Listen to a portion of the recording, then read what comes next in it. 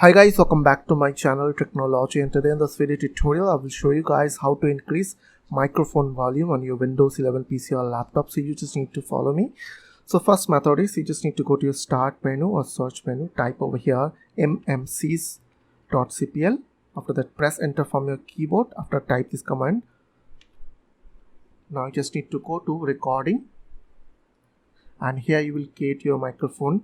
So in my case I will increase the microphone volume from here for this microphone, and I'll right click, just go to properties, and here you will get levels, so you can increase the volume level from here, and after that click on apply, then OK.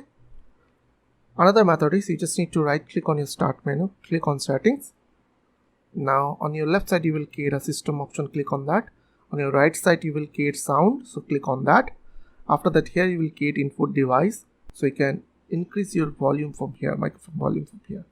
So I hope this quick tutorial will really help for you, and please don't forget to click on the subscribe button, like button and share button. And if you have any questions or questions, then comments down below. I will see you guys in the next video. Till then, bye bye, take care.